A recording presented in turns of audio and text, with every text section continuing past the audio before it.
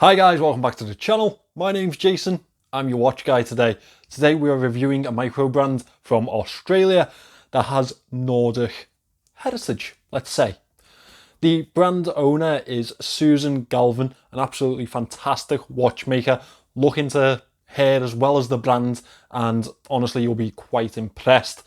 Now this has been sent to me for review, but it's being returned, so it's not in any way a paid or promoted item. But to be fair, that wouldn't really change anything on this channel because it's always an honest review and you know that. If you'd like to pick one of these up, they are going to be available on Kickstarter around the 5th of March. Retail price is £365, but obviously Kickstarter prices are going to vary. That's just how it works. The real selling point of this watch is the dial. A Guilloche dial just has something about it, and this is just fantastic. This is the Galvin Loimu Tundra. Now, this is also available in plenty of other colour options. Check out their Instagram to see them. I'm a big fan of this one. I hope that purple dials really catch fire this year. But also, if you're not into that, the Frost one is also a pretty little watch. Now, let me turn this camera around. Let's get into this review, shall we? This is the Loimu from Galvin Watch Company.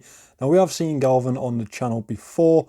It's a fantastic little micro brand that is headed by Susan Galvin, a watchmaker who originates from a Nordic background but now lives in Australia.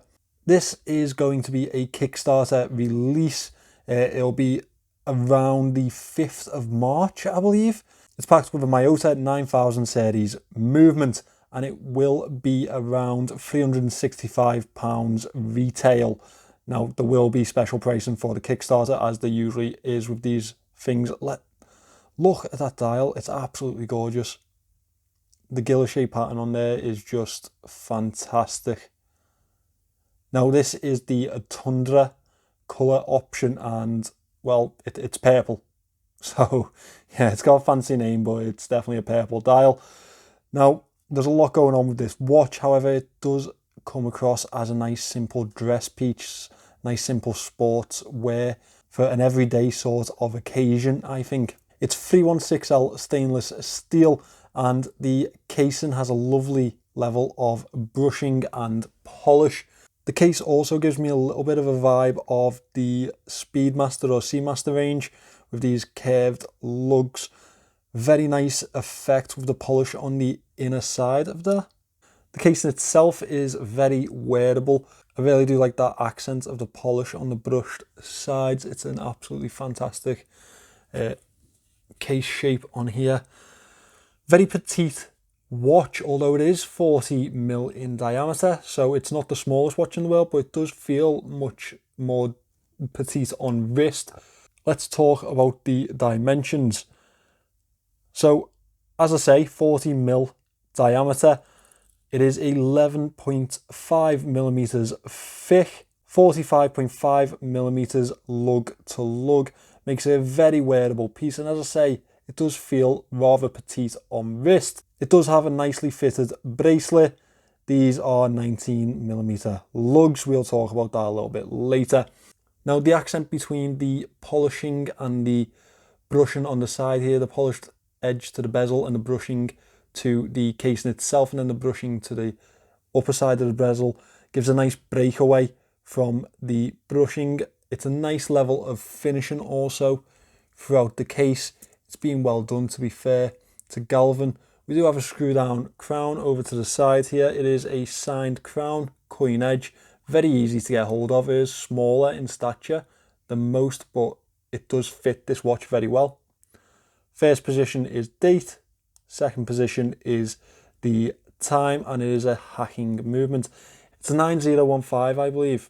We have a screw down case back on the back of here, and it mimics the Guilloche pattern from the dial, which is a really nice effect. And as you can see out on the outer side of that case back, we do have the usual specifications, including sapphire crystal, which this piece is.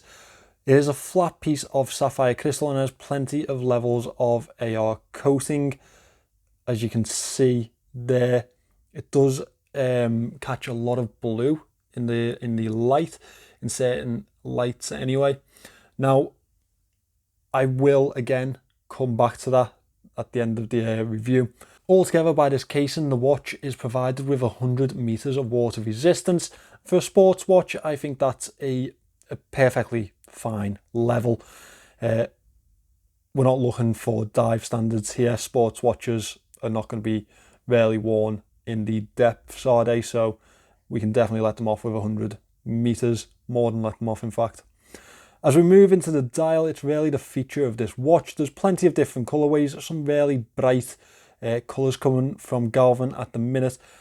When asked which one I'd like to review, I did pick this Tundra color option because I really do think, well, I really do hope that this is the year of purple dials. I just really think it's a lovely color to have on a watch. I have it in a couple of pieces in my collection, and they just make you feel a little bit snazzy, to be honest. As we look around the dial, you can see that the guilloche is broken by this outer rim that has the lume dots on. Now we have dots at each hour indice, and then below them at the 1296 we have numerals which are in a high polish type of fashion. Now they do almost disappear into the dial in certain lights. Over the 3 o'clock we have a date window that is not colour matched, but it does have a stainless steel effect border. The Galvin logo is embossed onto the dial just below the 12 o'clock marker. On the outer edge we do have a chapter ring that holds the minute marks. They are printed in white and gives a nice instrumental type of feel to the watch. Now I do like that they haven't just left this blank and they have put a chapter ring in. It does give a nicer aesthetic to this piece. The handset is very classical, almost ornate, and it's stainless steel high polish effect borders with a lumed center. Now speaking of lume, we're going to turn out the lights and we're going to get this lume shot. There is a little added bonus that Galvin have given us on this piece too that I will show you. So the lume is actually alright on this piece. Now I say alright because it's nothing to write home about. It's good for a sports watch. There's good coverage, good spread, a good equal spread on the handset. We have these lume dots to mimic the hour indices, and I think that's suitable for this piece because you don't want to take too much away from that dial. The added extra that Galvin have given us is the crown has a really nice bright ring of lume around it. That's a nice added extra to see from Galvin. A few more companies are starting to do this now, and it's nice to see. It's a little sign of quality to me, to be honest. So I think for a sports watch, this passes. Obviously, we're not looking for diver levels of lume on here.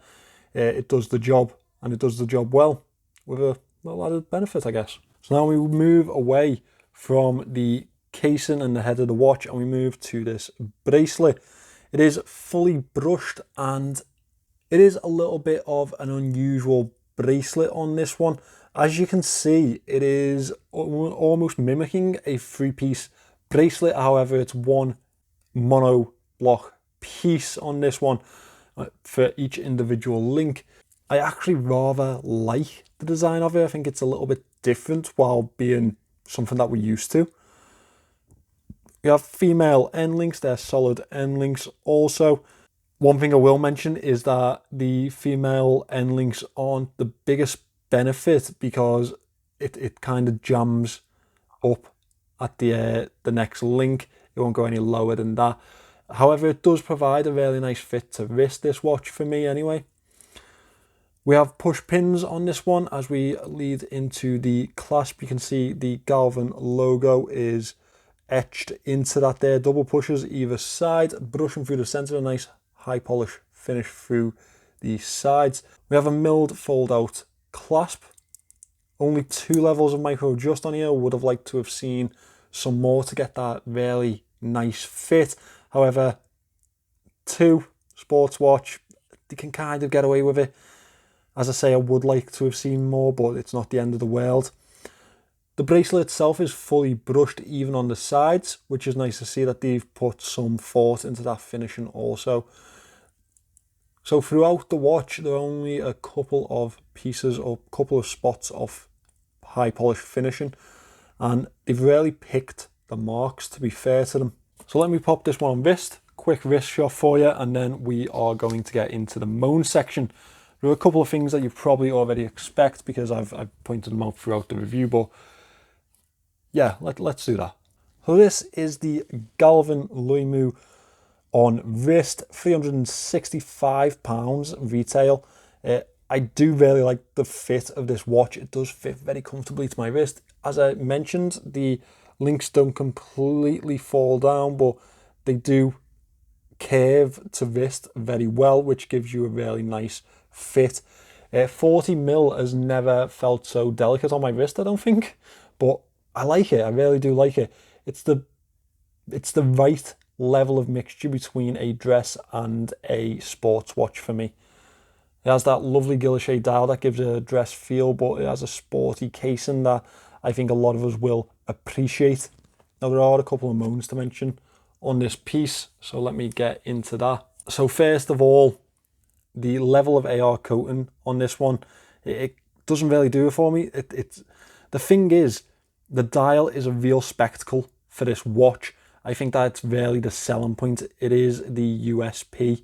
However, they've coated this crystal so heavily with anti-reflective coating that sometimes in certain lights it kind of ruins the effect for me. As well as that, I'm not the biggest fan of the high polish numerals on the dial. They kind of fade into the dial in certain lights again, so you catch it in the wrong light and you don't really see them. They're kind of invisible, and I just think if you're going to put them in there, then make them visible. I would have maybe liked to have seen a bit of lume on them. Finally, the date window. I think that needs to be at 6 o'clock if you're going to have it at all, because it unbalances this dial. And as I've mentioned, this is the USP. The dial, the Guilloche dial, is the USP for this piece. And I just think that they should have made more intricate choices when putting this piece together. Maybe take away that date window altogether, or put it at the 6 o'clock and add the numeral to 3. I think that would have balanced this so well. Altogether though, for £365, even maybe cheaper in the Kickstarter campaign, we'll have to see. I think this is a good deal, especially for someone who wants that nice mixture between a dress and sports watch, because I think this is the all occasions type of watch. It is an absolutely beautiful piece and it wears nicely on the wrist. It fits really nicely on wrist. So I think Galvin, again, have done a really nice job here. Their follow-up to the Alku, I think, much better. Well done, Galvin.